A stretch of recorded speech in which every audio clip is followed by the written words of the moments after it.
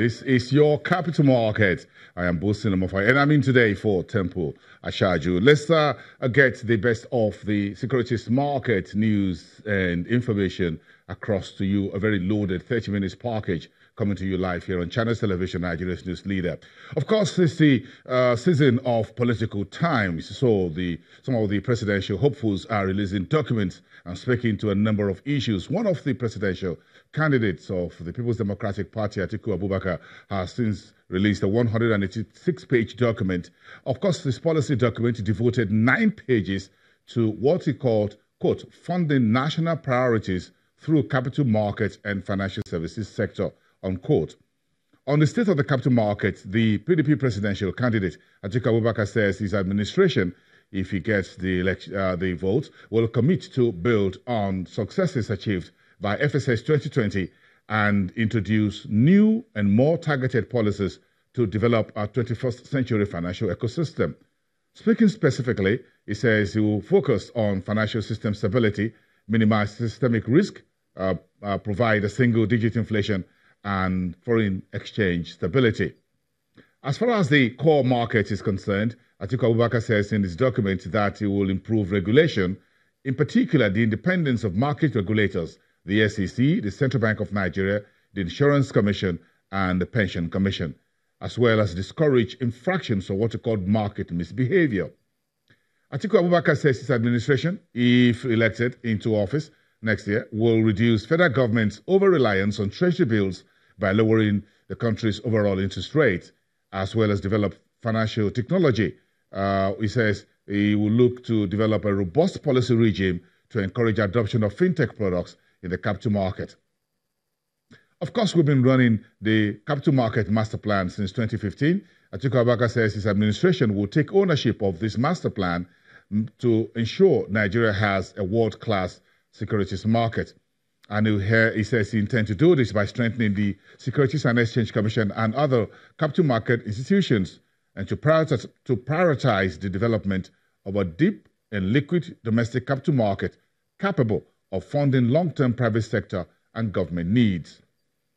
So how will he intend to fund infrastructure which were contained in his policy document if he gets into office? Atiku Abubakar says he will use capital market instruments through a variety of instruments which will be marketed to Nigerians to fund roads, railways, airports, and seaports. Part of this, according to the document, will be to issue project bonds and non-interest capital market products like Sukuk, which the current administration of Muhammadu Buhari, is already done 100 billion in his first offering. Atiku Abubakar also says he will develop a thriving commodities trading ecosystem to support agriculture and the value chain, and provide an inclusive growth through the listing on the stock exchange of state-owned enterprises, while articulating a national savings strategy to provide incentives for additional naira of savings. Atiku's document, a policy document, also talk about financing budget through the Nigerian capital market and leveraging the market to raise funds needed for more effective budget implementation, using longer dated maturities of instruments and lower government's borrowing. Meantime, we're expecting the Buhari's administration to roll out the Series 2 of the country's green bond. Of course, it's the first of such in sub-Saharan Africa under the current administration. The total program is about 280 billion naira. Now, the Ministry of Environment says the second tranche will be issued next month, and that will be wrapping up the year for the green bond, which debuted last August. The bond looks to provide funding for projects that are tied to climate change, in particular in the energy sector. Now we're entering the final week in November, so the big story is the Nigerian Stock Exchange hosting the 22nd edition of the African Securities Exchanges Association annual meetings and conference in Lagos. That's starting on Monday. Nigeria currently chairs the ASEA and hosting the continental meeting for the 4th time since the body was created.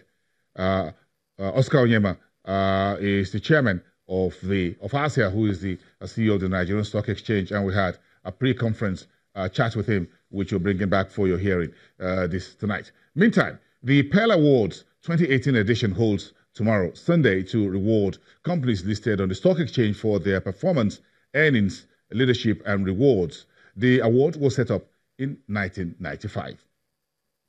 But let's take you through the markets. Of course, we saw a bit of a weakening on Friday when the market finished off for the week, 1.2%.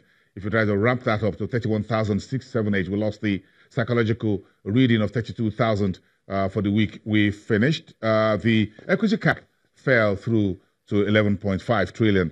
And you're looking at the five main sectors there for the week. Consumer goods finished off in the green, 1.08%. Industrial goods melted the most, 5.28%. Insurance was 1.35%. And oil and gas, about 0.25%. The unlisted securities market held its green shirt for the week, 0.3% on the USI reading, trying to find a crossing to 720, as well as the market cap around 500 billion naira. We're looking at keeping an eye on that for the market next week. 1.45 million for the 4 trading days, I beg your pardon. Tuesday was a public holiday.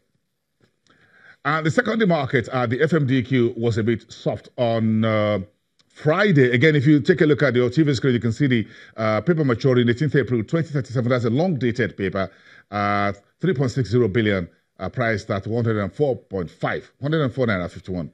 22 transactions, 11.86 billion naira. If you look at the treasury bills, it's also a little bit much smaller than the rest of the week in double digit, 81.87 billion naira. And you can see investors are pricing in to those treasuries maturing in 2019, depending on where sentiment really is right now on the market after we finish the MPC for the year with all the rates unchanged.